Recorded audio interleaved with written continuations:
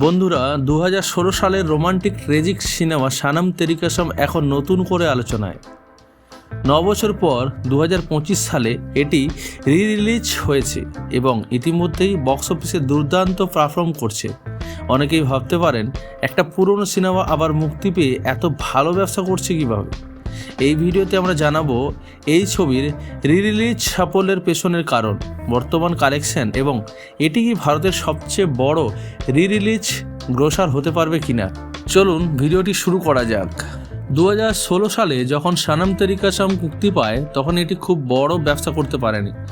মাত্র 5 কোটি টাকার বাজেটে নির্মিত এই ছবিটি ভারতের 9.11 কোটি এবং বিশ্বব্যাপী 16.03 কোটি টাকা আয় করে। যদিও এই আয় বিশাল ছিল না, তবে ছবিটি লাভজনক ছিল। কিন্তু সমস্যাটা কোথায় ছিল? বড় তারকাতা ছিল না, প্রচারের অভাব ছিল, সময় মতো সঠিক দর্শকদের কাছে পৌঁছায়নি। তবে এরপরই এক ম্যাজিক ঘটে। ওটিটি প্ল্যাটফর্মে ছবিটি ব্যাপক জনপ্রিয় হয়ে ওঠে। হাজার হাজার মানুষ এটি দেখে আবেগপ্রবণ হন, সোশ্যাল মিডিয়ায় শেয়ার করতে থাকেন, আর সেখান থেকেই শুরু হয় নতুন ইতিহাস গড়ার পথ। ওটিটিতে তুমুল জনপ্রিয়তা পাওয়ার পর 7ই ফেব্রুয়ারি 2025 এই ছবিটি পুনরায় প্রেক্ষাগৃহে মুক্তি পায়। রিলিজ হওয়ার পর 8 দিনের মধ্যেই সিনেমাটি 27.60 কোটি টাকার বেশি আয় করেছে। দ্বিতীয় শুক্রবারেও ছবিটি 1.10 কোটি টাকার বেশি আয় করেছে, যা নতুন করে মুক্তি পাওয়ার অনেক সিনেমার তুলনায় ভালো পারফর্ম করেছে। এখন এটি 32 কোটি টাকার ক্লাবের খুব কাছাকাছি। যদি এটি 33 কোটি বা তার বেশি আয় করতে পারে, তাহলে এটি ভারতের সবথেকে বড় রিলিজ গ্রোসার হবে, যা তুম্বাদ 32 কোটি এর রেকর্ড ভেঙে দেবে। কী ভাবছেন, কেন ছবিটি এত ভালো পারফর্ম করছে? চলুন জানা যাক। সোশ্যাল মিডিয়া এবং ওটিটিতে ছবিটি অনেক জনপ্রিয়তা পায়।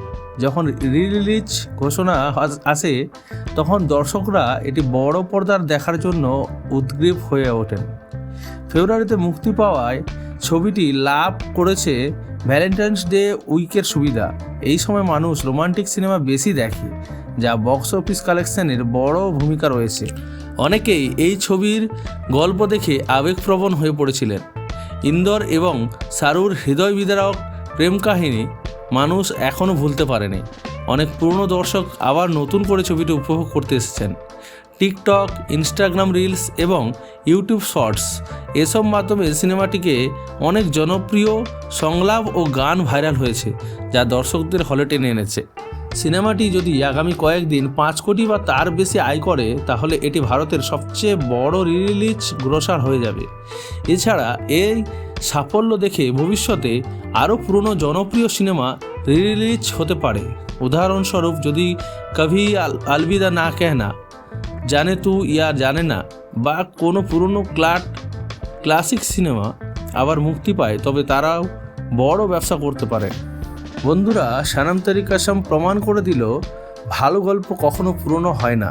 যদিও প্রথম মুক্তির সময় এটি বড় সাফল্য পায়নি, কিন্তু দর্শকদের ভালোবাসা